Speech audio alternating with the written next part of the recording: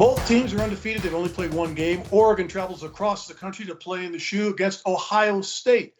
Both teams had tight victories last week. I think if you could go back and look at the Minnesota game, if it wasn't for a couple of plays in that game, Minnesota might have defeated Ohio State. And Fresno State had a chance to beat Oregon, but Oregon came through at the end of the game and won 31-24. The Buckeyes are favored by 14.5 points in this game. There's no way in the world I'm not taking Oregon in this game, even without Kevon Thibodeau, their great defensive end. He was in a walking boot. Questionable if he'll play or not. I think that they're going to need him in this game. If he can go out there and play, if he's like 90%, it'll help them. But if you look at this team, the Ohio State defense, particularly their run defense coach, they let it back Muhammad Ibrahim run for 163 yards and a couple of touchdowns in 2.5 quarters. If he would have stayed healthy in that game, he might have just rushed for over 200 yards easily and won the football game. I look at this Oregon team. They've got a nice running back, a nice quarterback. C.J. Verdell ran for 74 yards in his first game. They're going to have him in the game. We know about his pass. He's been a very solid back for the Oregon Ducks. But I look at Ohio State, I still have to go back to that run defense.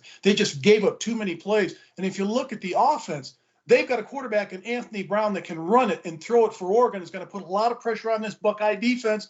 I think Oregon's got a chance to upset Ohio State, but I'm still going to take the 14.5 points. I think the Buckeyes will win this football game. I'm going for a little lower score. I'm going for the Buckeyes to win this game 31-27.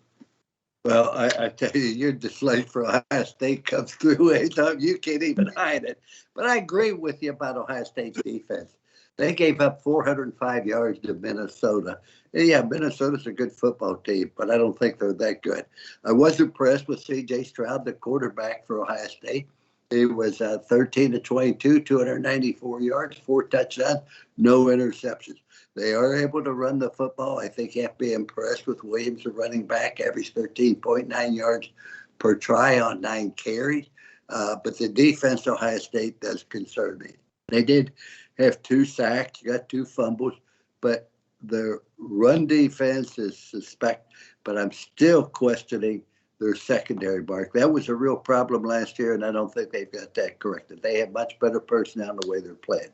Oregon did beat Fresno, and Fresno's a very good football team. I don't underestimate them, but they came back to win the game 31-24 when Brown, the quarterback, ran 30-some yards on an option at the end of the game. Oregon lost Thibodeau. Now, maybe he'll be back, but I don't think so. He was the best pass rusher in the entire country. He might have been the #1 player selected, and to lose somebody like him makes it very, very difficult. But the fact that Ohio State is playing at home with a packed stadium, which they haven't seen in a while, and trust me, I coached Ohio State. When you come into that and they got that eye, I mean, that place goes crazy. So do the players as well. That's why I think Ohio State wins this football game 31-17.